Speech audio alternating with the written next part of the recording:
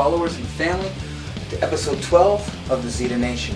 As always, I am your host, Emperor Zita, coming to you from the Fortress of Solitude here in Etobicoke, Canada. Hope you guys liked the interview we had the past couple of weeks with Mr. Zenko. It was a pleasure of mine to interview him. He's a part of my family, and we'll try and get to all the band members before this show gets cancelled.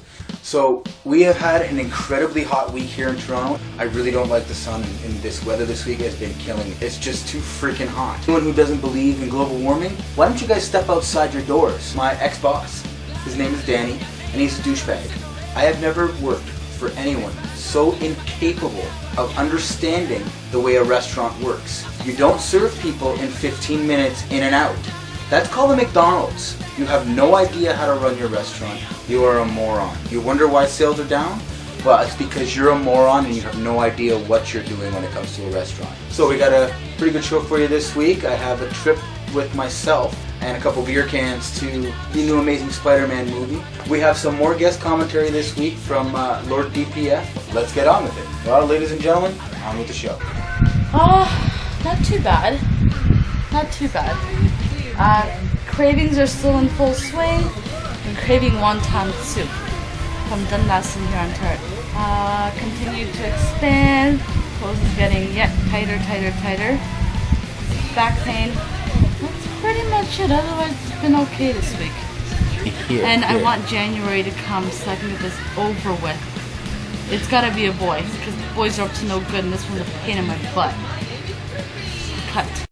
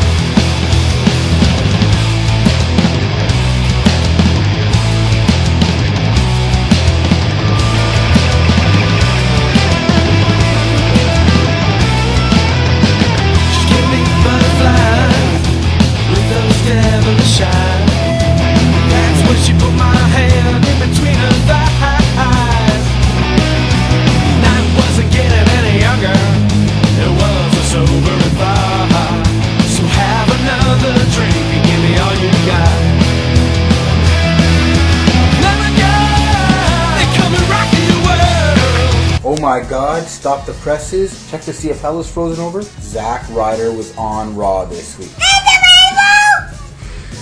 Okay, yeah, it was only for 30 seconds in a little backstage vignette with Santino. But at least Ryder was on Raw. He didn't have to wrestle a jobbers match on Superstars. And then Friday night, we got treated to Friday Night Zack Down. I think they should make him the permanent GM of SmackDown. It was an awesome episode. You want to talk TV time? Ryder this week, I think he got more than everybody else. So CM Punk and Daniel Bryan had some phenomenal back and forth on Monday. Even in a tag match, these two guys steal the show. And AJ is fantastic. What a great addition to a fantastic feud already. I'm just really excited about their match on Sunday. I think Punk and Bryan are going to tear the house down.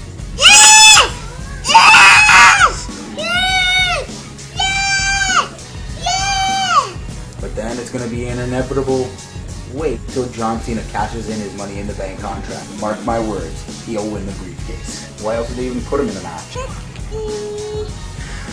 Way too much Khali. They tried to give him a little bit of a story on Raw. Then they actually gave him a match against Big Show on SmackDown. They really need to come up with a good story for Khali if they're going to keep putting him on telly. Destroying The Undertaker, that was wicked. That got him in.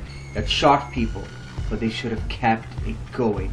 Then they started doing all this kiss cam thing and making him look like a fool. What they should have done is they should have given him a girl, a princess, like an Indian, like almost like a hot Indian girl, and that would have been like the princess, and they could have been King Kali and Princess Jasmine.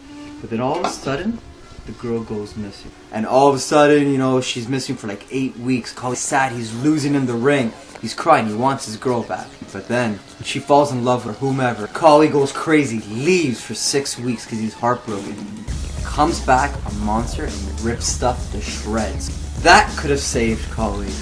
McMahon, whoever controls Kali, Ranjit Singh, please don't destroy the one cling that India has in the WWE. And look what they did with Jinder. He started off amazing. What is he? Is he losing to people on Superstars? He came up all the way from Calgary Stampede straight to the Bushwick for the WWE in Florida. Yep. Right away, he didn't even have to do the independent circuit. But again, no, let me guess, they dropped the tribune on him, didn't they?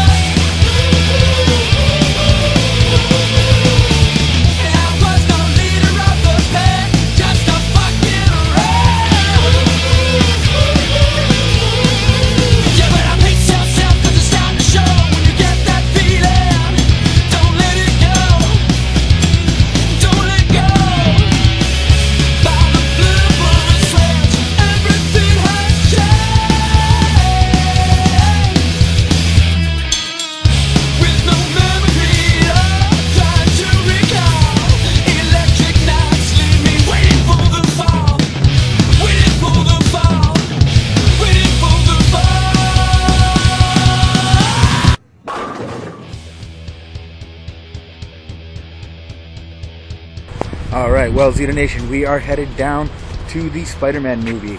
And by we, I mean myself and a couple full beers. I don't have a mask this time, but I'm all geared up. See? Let's take us right to the theater.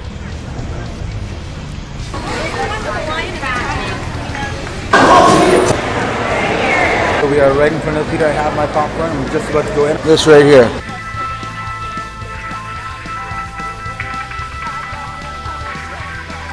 Hey, mate. Alright, so you don't want to talk? There you go. Nowhere to hide, Peter. Alright, so we just got out of Spider-Man, and it was pretty good. I'm not gonna lie, I enjoyed it. Peter, Gwen, and Captain States were all perfectly cast. Satterfield did not work as Aunt May, because there was no J. Jonah Jameson. You know that the guy at the end had to be known. Although I did like it better than the Tobey Maguire Spider-Man. So let's see where it goes from here. Hi, people! Hi, people! So it is... Comic book day! That's right. So today is... Comic book day! That's right. And we are headed down to Excalibur. We are stroller free once again. I will beat the steps of doom again this week. And who are we going to see? Rob and Fred? Where are we going? To Rob. That's right. And what else? What are we going to ride on the way to Rob's? A choo-choo. And who's coming with us today? Rob. Well, we'll see you guys soon, and we'll see you down at Rob's. Say, see you soon, people. See you soon, people. Steps of Doom, we win again.